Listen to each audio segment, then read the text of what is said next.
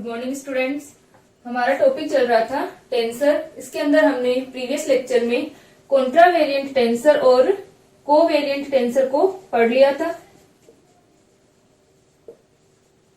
कॉन्ट्रावेरिएंट और covariant,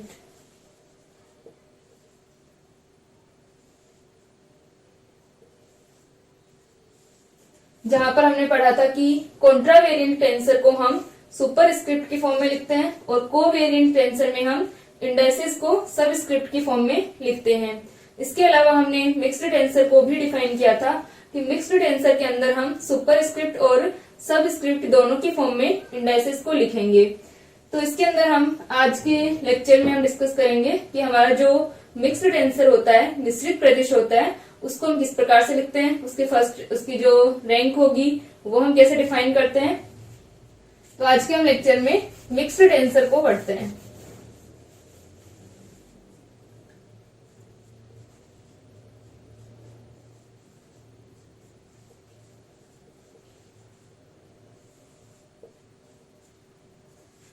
mixed tensor, मिश्रित प्रदिश।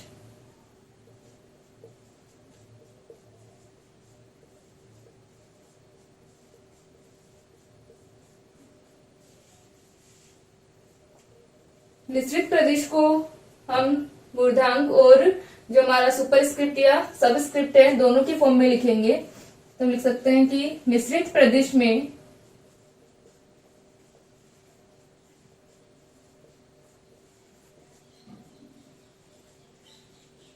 सूचकांकों को, इंडाइसेस को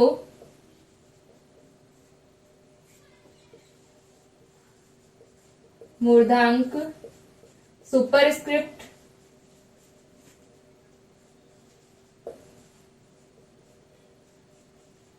एवं पादांक, सबस्क्रिप्ट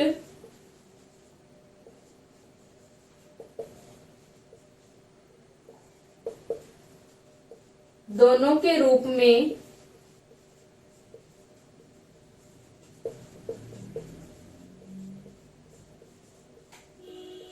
लिखते हैं। तो यहाँ पर हमारा जो मिक्स्ड टेंसर के अंदर हम ट्रांसफॉर्मेशन करते हैं, हमारा जो एक फ्रेम, मान लो हमारा एस फ्रेम है, उसके अंदर हमारी जो राशि होगी, जो भी हमारी क्वांटिटी है, उसकी कंपोनेंट्स, और एक हम एस डेस के अंदर लेंगे। तो यहाँ पर जो हम ट्रांसफॉर्मेशन करेंगे उसमें क्या होगा कि सुपरस्क्रिप्ट और सबस्क्रिप्ट दोनों की फॉर्म में हमारे इंडाइसेस होंगे। तो हम ले लेते हैं कि माना, या फिर हम लिखते हैं कि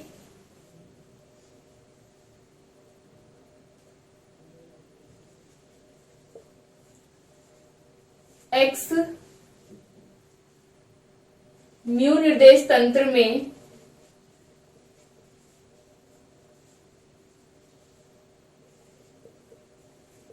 एन स्क्वायर राशियां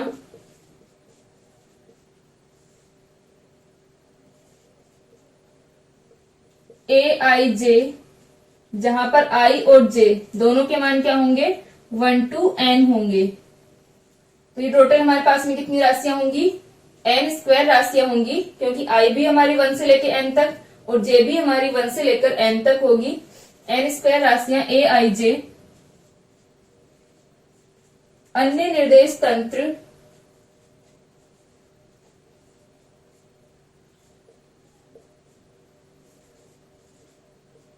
x बार म्यू में n स्क्वायर राशियों a बार म्यू न्यू से, जहां पर हमारा म्यू और न्यू भी क्या होंगे, 1 से लेकर n तक होंगे। निम्न संबंध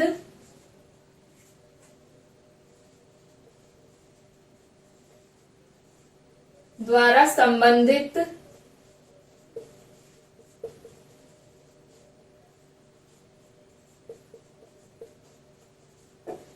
होती हैं।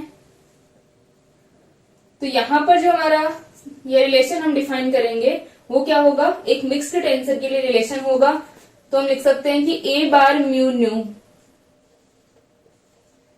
जहां पर यहां पर हमारे पास में आई जे 1 to n है, इसके अंदर म्यू न्यू 1 to n होंगे। तो ये जो कोऑर्डिनेट्स हमारे पास में यहाँ पर हमने डिफाइन किए हैं, तो ये आ जाएगा कि a bar mu nu equal to, अब इसका जो ट्रांसफॉर्मेशन होगा, क्योंकि ये एक मिश्रण है सहचर प्रदिश और प्रतिचर प्रदिश का, कॉन्ट्रावेरिएंट और कोवेरिएंट जो हमारा टेंसर था उसका क्या है, एक मिक्सर है। तो यहाँ पर मिक्सचर होगा तो क्या हो जाएगा, इसे हम कॉन्ट्रावेरिएंट और कोवेरिएंट दोनों की तरह से क्या करेंगे, डिफाइन करेंगे। तो अगर हम बात करें कि ओनली हमारे पास में a बार म्यू होता, तो उसको हम कैसे ट्रांसफॉर्म करते, del x bar mu upon del x आई ए आई, इसी तरीके से होता। और अगर हमारा ओनली क्या होता, a न्यू होता, तो वो किस प्रकार से होता, del x j upon del x bar nu और ए जे, ये कोवेरिएंट टेंसर है और ये कॉन्ट्रावेरिएंट टेंसर है। तो यहां पर क्या हो जाएगा, इन दोनों का मिश्रण है, तो हम इसे लिखेंगे del x bar mu upon del x i और del x j upon del x bar nu a i j.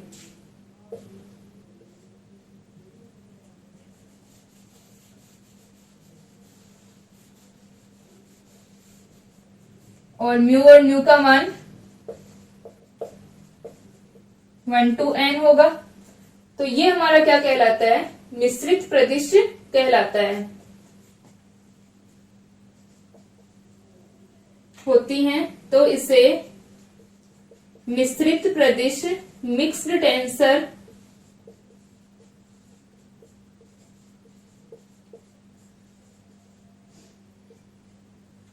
और ये जो मिक्स्ड टेंसर है ये किस रैंक का होगा, सेकंड रैंक का होगा, क्योंकि म्यू और न्यू दो हमारे पास में इंडाइसेस हैं यहाँ पर।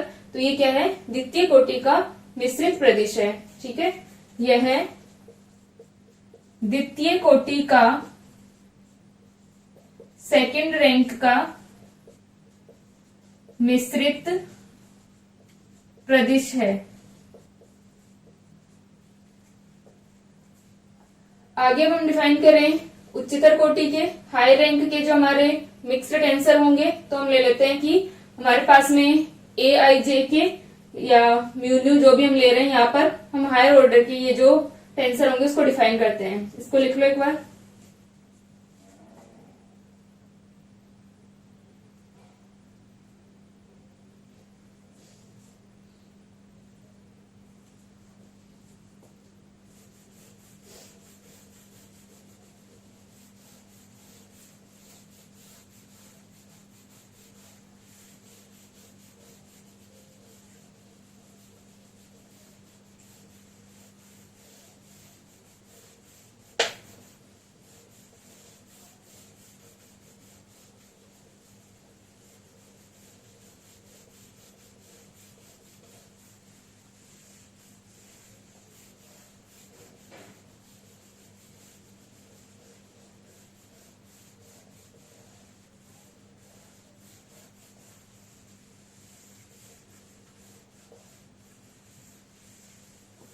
तो हाई रैंक वालों को हम इसी प्रकार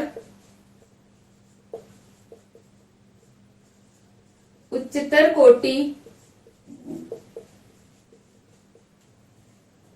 कोटि के मिश्रित प्रदिश को, हाई रैंक के मिक्स्ड टेंसर को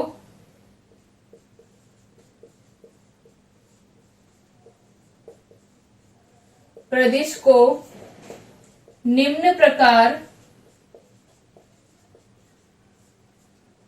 परिभाषित कर सकते हैं।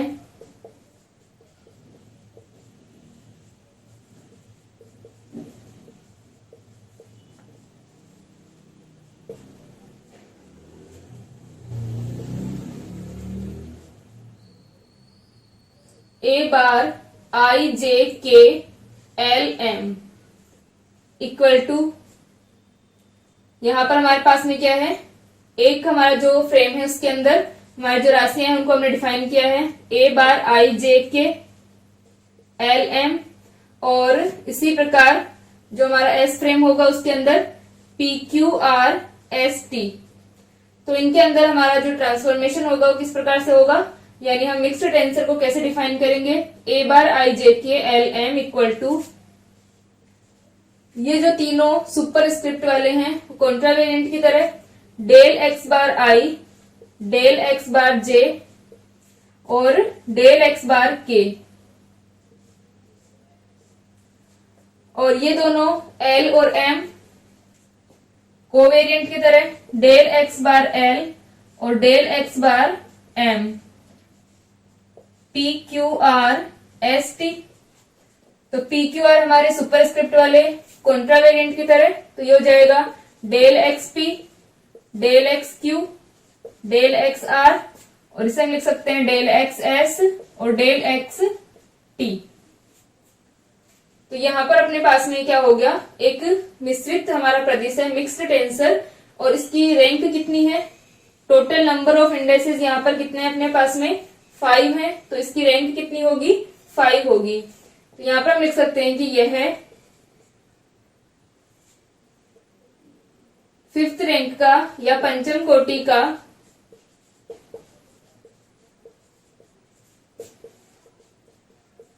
मिश्रित प्रदेश है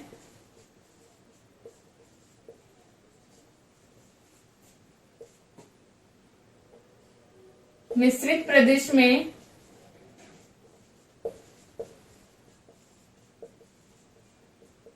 सूचकांकों की जितनी संख्या होगी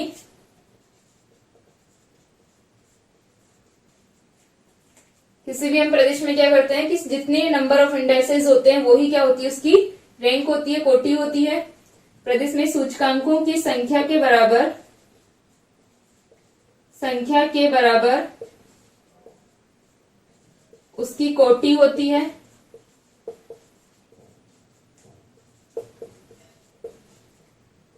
लेकिन मूक सूचकांक को डमी इंडेक्स जो हमारा होगा, या मूक सूचकांक अगर एक से ज्यादा डमी इंडेक्स हैं, इंडेसेस होंगे, मूक सूचकांकों को कोटि में नहीं गिनते हैं, अर्थात मूक सूचकांक डमी इंडेसेस जो होंगे हमारे, अर्थात यदि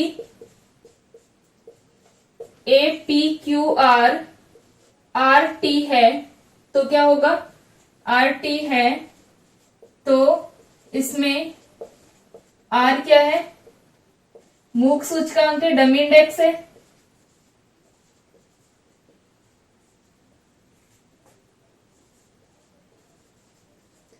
अतः इस प्रदेश की कोटि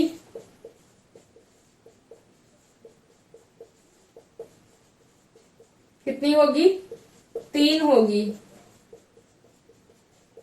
तो यहां पर हम जो डमी इंडेक्स उसको छोड़ देंगे, जो रिपीटेड है यहाँ पर डमी इंडेक्स कौन सा होता है, जो सबस्क्रिप्ट में भी हो और सुपर स्क्रिप्ट में भी हो, तो इसको यहाँ पर छोड़ करके बाकी की जो हमारे डिफरेंट ये इंडाइसेस हैं इनको हम काउंट करेंगे। तो पी क्यू और टी, तो इसकी कितनी हो गई कोटि, रैंक कितनी हो गई इसकी 3 हो गई। तो यहाँ पर इसकी रैंक कितनी होगी 3 होगी। तो इसको लिख लो। फिर हम बात करते हैं कि जो क्रोनिकल डेल्टा होता है वो भी एक मिक्स्ड टेंसर होता है। ठीक है, इसको लिखो।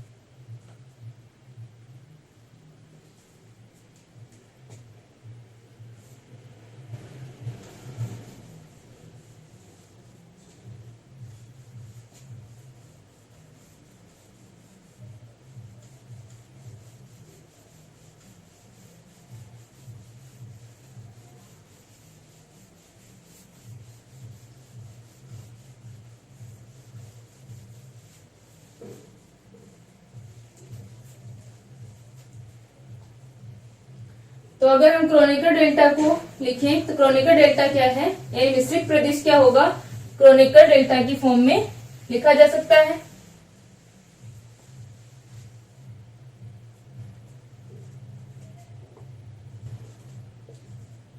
क्रोनिकल डेल्टा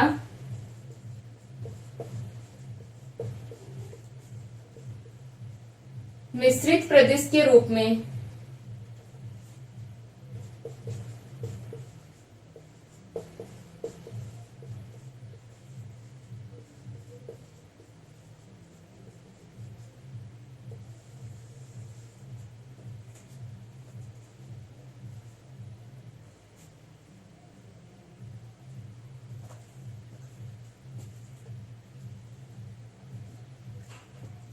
तो हम लिख सकते हैं कि एक्सम्यू निर्देश तंत्र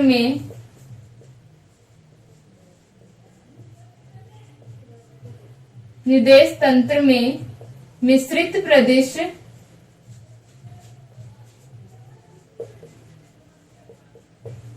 जो एक क्रोनिकल डेल्टा होता है,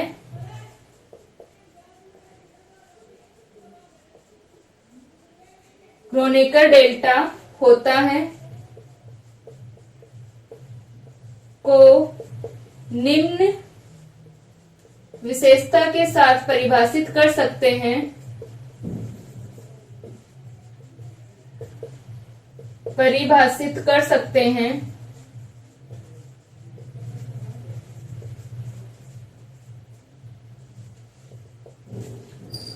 क्रोनिकल डेल्टा की जो हमने डेफिनेशन पढ़ी थी, क्रोनिकल डेल्टा में क्या होगा कि वहां पर भी हम जो इंडाइसेस लिखते हैं वो क्या होंगे, सबस्क्रिप्ट और सुपरस्क्रिप्ट की फॉर्म में होते हैं, यानी क्या है, एक मिक्स्ड टेंसर है।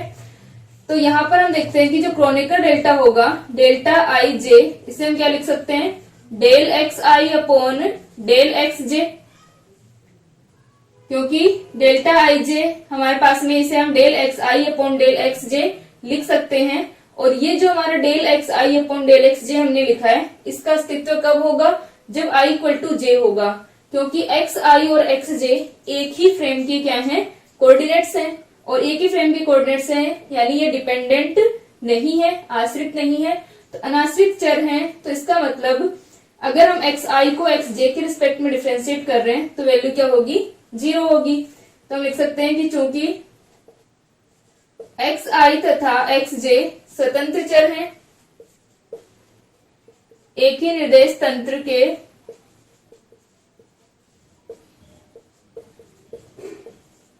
स्वतंत्र चर हैं, इंडिपेंडेंट वेरिएबल्स हैं, अतः स्वतंत्र चरों की परिभाषा से हम क्या लिख सकते हैं, चरों की विशेषता से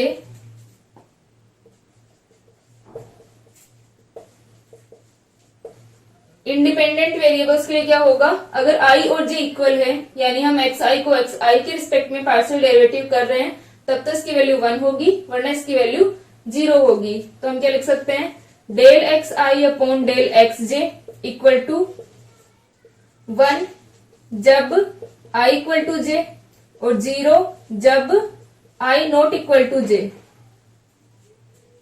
तो यहां पर अपने पास में ये आ गया। अतः क्रोनिकल डेल्टा को हम क्या लिख सकते हैं, अतः delta I J equal to 1 और 0 जब आई इक्वल टू जे, और जब आई नॉट इक्वल टू जे।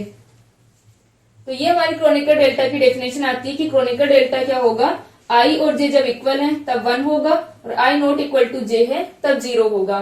अब अगर हम क्रोनिकल डेल्टा को क्या करें, ट्रांसफॉर्म करते हैं, यानी डेल्टा म्यू बार न्यू अगर हम लेते हैं, अगर हम ट्रांसफॉर्म करें इसे, तो ये एक मिक्स्ड टेंसर की तरह ट्रांसफॉर्म होगा। ठीक है, इसको लिखो,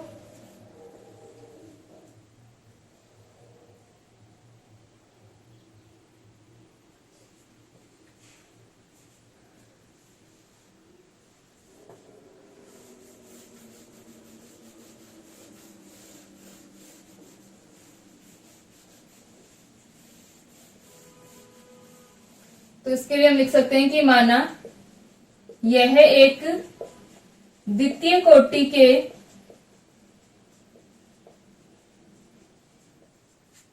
मिश्रित टेंसर मिश्रित प्रदिश की तरह रूपांतरित होता है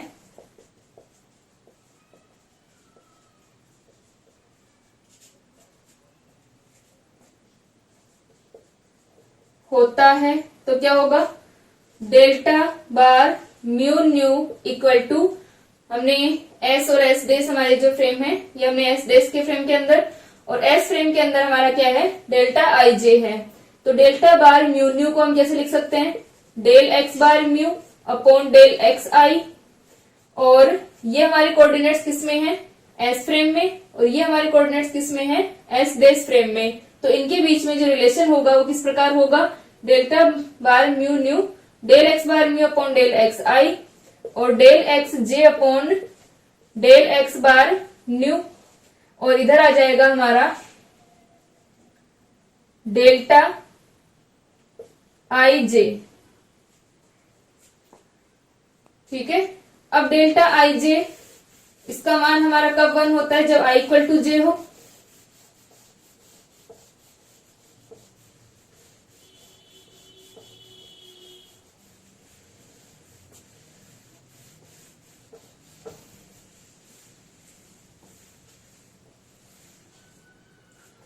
तो delta I J equal to कब 1 होगा, जब आई इक्वल टू जे हो। तो यहां पर हम लिख सकते हैं कि ये वाली जो हमारी इक्वेशन है इसके अंदर आई इक्वल टू जे होगा तो इसका अस्तित्व होगा। तो हम लिख सकते हैं चूंकि delta I J equal to 1 तभी होगा जब आई इक्वल टू जे। तो delta bar mu nu equal to del x bar mu, अन्यथा delta I J equal to 0। तो ये हो जाएगा del bar mu nu del x bar mu del x j, और ये हमारा del x j del x bar nu है, और ये हमारा अगर डेल जे हमने लिखा तो ये 1 हो जाएगा। तो ये जो हमारा डेल्टा बार म्यू न्यू है इसको हम क्या लिख सकते हैं, del x bar mu upon del x bar nu.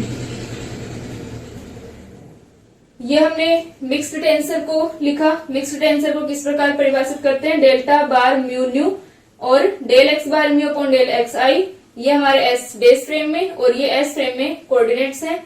तो इसको हमने एक मिक्स्ड टेंसर की तरह रूपांतरित किया। अब जो डेल्टा आई जे है इसकी डेफिनेशन हम देख चुके थे कि डेल्टा आई जे का मान हमारा 1 होगा जब आई इक्वल टू जे होगा, क्योंकि डेल्टा आई जे को हमने क्या लिखा था, del x I upon del x j, और जो इंडिपेंडेंट वेरिएबल्स होते हैं उनकी डेफिनेशन से हमारे पास में ये वैल्यू आ गई थी कि डेल्टा आई जे का मान 1 तभी होगा जब आई इक्वल टू जे होगा। अब हम देख रहे हैं कि एस डेस फ्रेम के अंदर अगर हम इसको लिखें डेल्टा को, क्रोनेकर डेल्टा को, तो वो किस तरह से होगा, डेल्टा बार म्यू न्यू, इस प्रकार हम लिख सकते हैं। इसका हमें पता है डेल्टा बार म्यू न्यू का मान हमारे पास ये आ गया। तो हम देख सकते हैं कि डेल्टा बार म्यू न्यू भी एक क्रोनिकल डेल्टा की तरह परिभाषित है।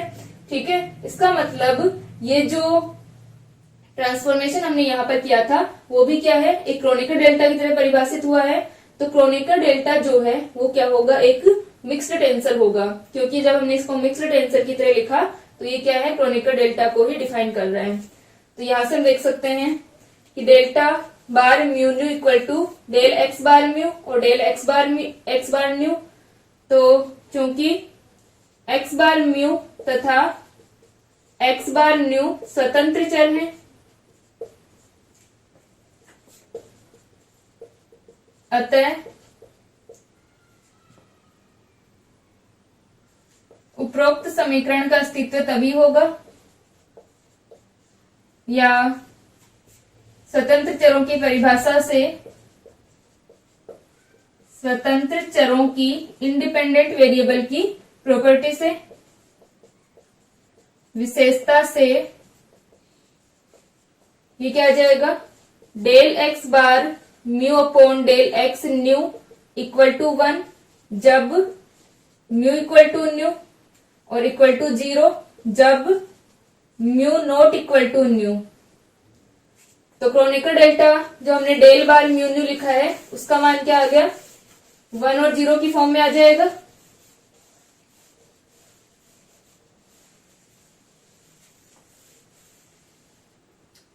तो ये हो गया delta bar mu nu equal to 1 जब म्यू इक्वल टू न्यू और 0 जब mu not equal to nu. तो ये किसकी तरह है? उपरोक्त जो समीकरण है हमारा,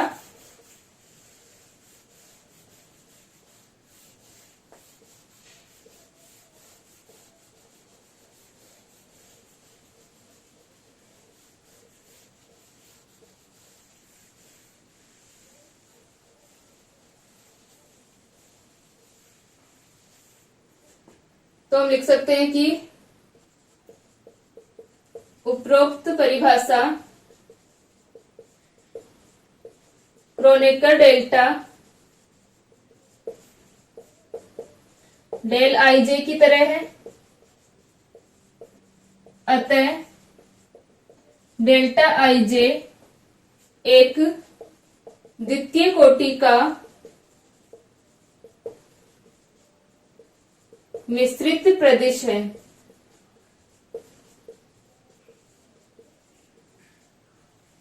डेल्टा आई जे को हम मिश्रित प्रदेश की तरह ट्रांसफॉर्म कर सकते हैं। यहाँ पर जो हमने डेल्टा आई जे और डेल्टा बार म्यू न्यू में रिलेशन लिखा वो किसकी तरह है? हमारा मिक्स्ड टेंसर की तरह। इसका मतलब डेल्टा आई जे क्या है? एक मिक्स्ड टेंसर है। और कई बार हम डेल्टा आई जे को डेल्टा आई जे इस प्रकार भी लिखते हैं, लेकिन इसका मतलब ये नहीं होगा कि ये एक कोवेरिएंट टेंसर है। सेकंड रैंक का कोवेरिएंट टेंसर नहीं है, ये क्या होगा? एक सेकंड रैंक का मिक्स्ड टेंसर ही होगा। तो जो हमारा क्रोनिकल डेल्टा है वो क्या होगा? मिक्स्ड टेंसर होगा।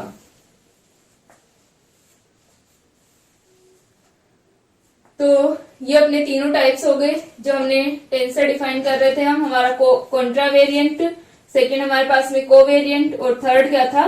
मिक्स्ड टेंसर था। अब हम बात करते हैं टेंसर की जो ऑपरेशंस हैं, यानी समेशन और सब्ट्रैक्शन, डिवीजन, मल्टीप्लिकेशन, उनकी हम बात करते हैं। इसको लिख लो।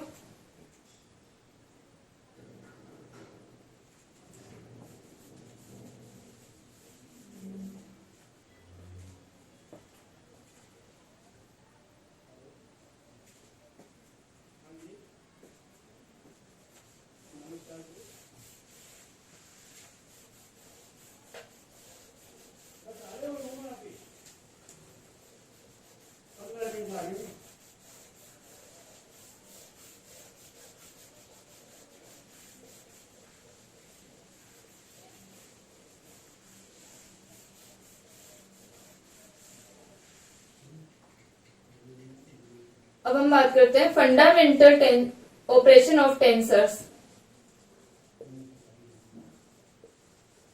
Fundamental operations of tensor.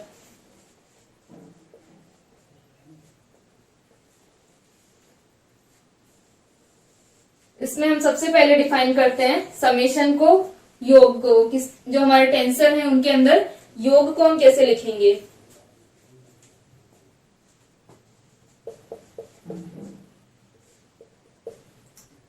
दो या दो से अधिक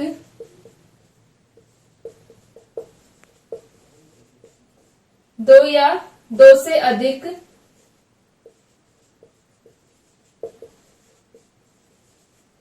अधिक प्रदेश जो समान कोटि तथा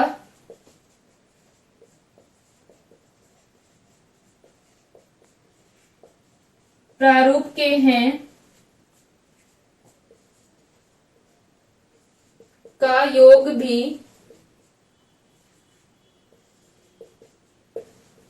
समान कोटि व प्रारूप का होता है।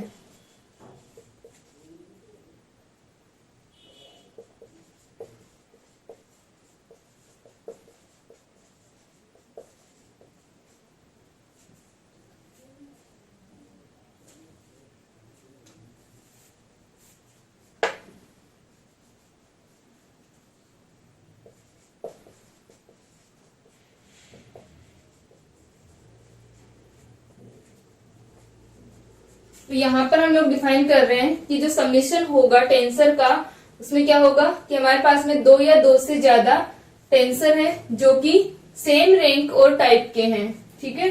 तो उनका अगर हम सम करें तो उनका समेशन क्या होगा, वो भी सेम टाइप और सेम रैंक का टेंसर होगा। इसका मतलब अगर हमने एक टेंसर डिफाइन किया है सेम टाइप और सेम रैंक से, क्या मतलब है कि इनके जो इंडाइसेस होंगे वो समान होने चाहिए। मान लो हमारे पास में एक टेंसर है पी क्यू आर और दूसरा हमने डिफाइन किया है बी पी क्यू आर, यानी जो इनके इंडाइसेस हैं पी क्यू आर वो समान होने चाहिए।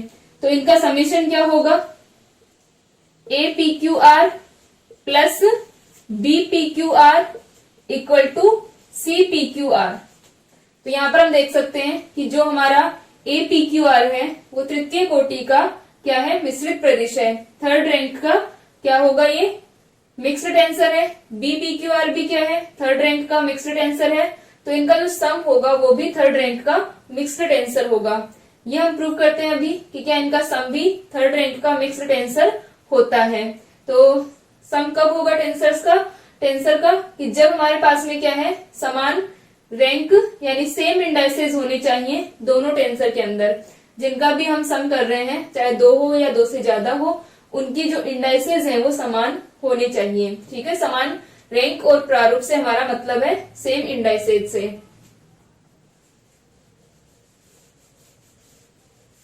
तो हम लिख सकते हैं समान कोटि तथा समान प्रारूप से मतलब तथा समान प्रारूप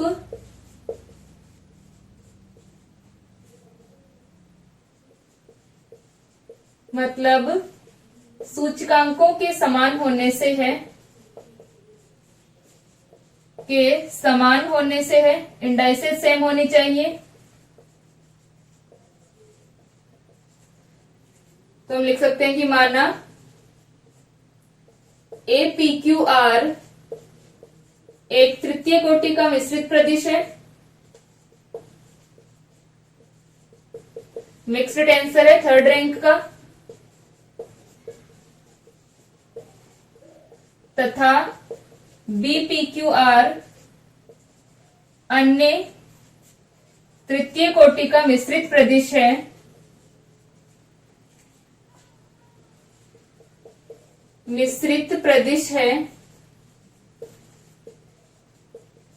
तो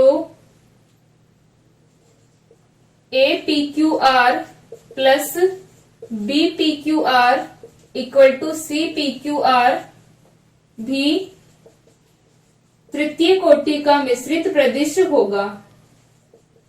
थर्ड रैंक का क्या होगा, मिक्स्ड टेंसर होगा।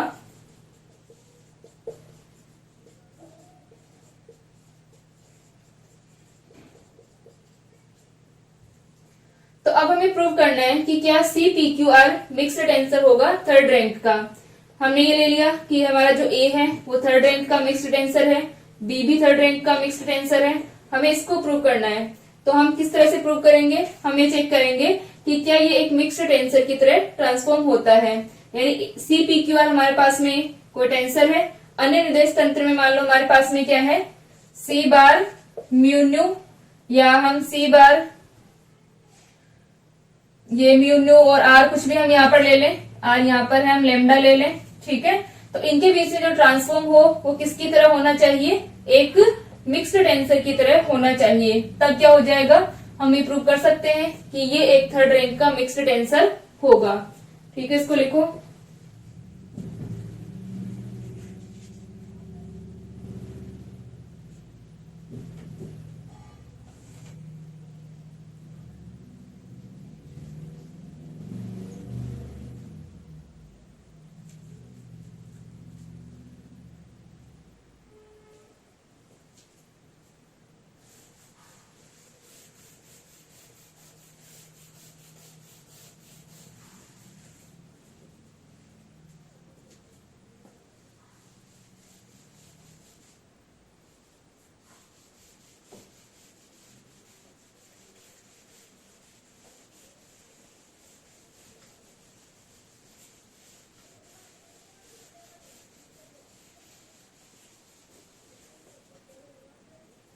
तो हम इसे सिद्ध करें कि CPQR तृतीय कोटि का मिक्स्ड टेंसर है, मिश्रित प्रदिश है।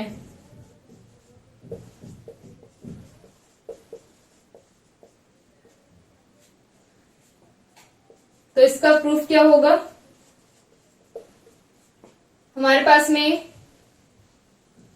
APQR मिश्रित प्रदिश है, थर्ड रैंक का, तृतीय कोटि का मिश्रित प्रदिश है।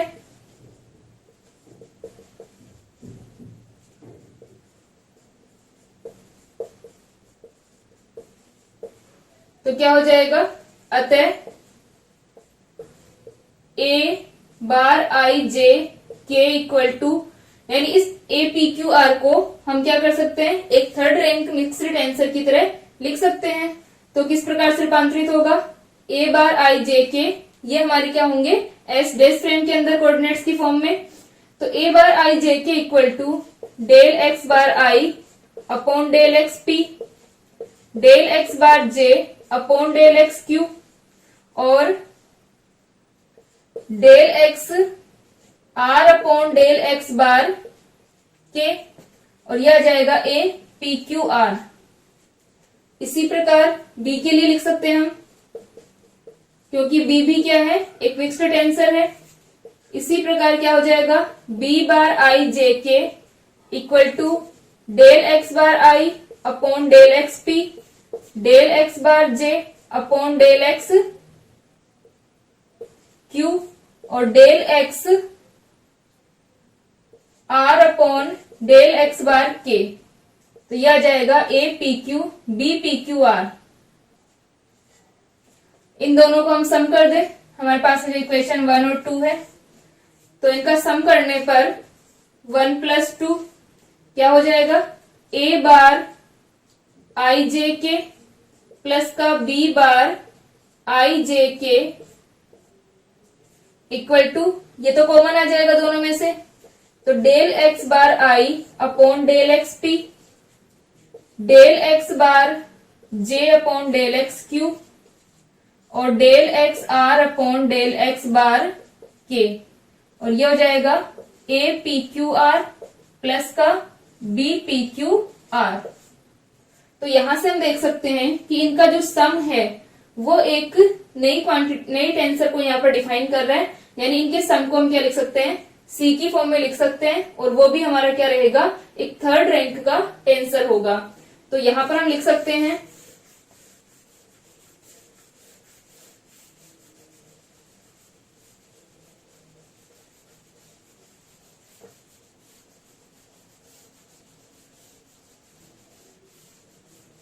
यहां पर अपने पास में क्या आ जाएगा, इसकी जगह हम लिख देंगे C bar IJK equal to del x bar I upon del x P, del x bar J upon del x Q और del x R upon del x bar K, और यहां पर आ जाएगा CPQR, जहां C बार IJK क्या है, A bar IJK plus B bar IJK, और हमारा CPQR क्या है, CPQR equal to APQR plus का BPQR। तो इसका मतलब ये जो हमने डिफाइन किया है वो किसकी तरह रूपांतरित हो रहा है, ट्रांसफॉर्म किसकी तरह हो रहा है, एक थर्ड रैंक मिक्स्ड टेंसर की तरह। इसका मतलब CPQR क्या है, एक थर्ड रैंक मिक्स्ड टेंसर है।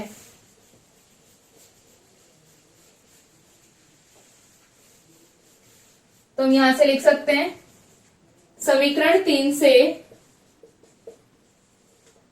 CPQR एक तृतीय कोटि का मिश्रित प्रदिश है, मिश्रित प्रदिश है। तो ये हमारे पास में क्या था, टेंसर का समेशन था। टेंसर का जो समेशन होगा उसके अंदर क्या होगा कि उनका जो सम है वो भी उन्हीं के जैसा क्या रहेगा, टेंसर होगा। यहाँ पर जो भी हम सेम रैंक और सेम जो हमारा टाइप का हम टेंसर लेंगे वैसा ही उनका सम हमें मिलेगा। नेक्स्ट लेक्चर के अंदर हम बाकी के फंडामेंटल ऑपरेशंस को कंटिन्यू करते हैं।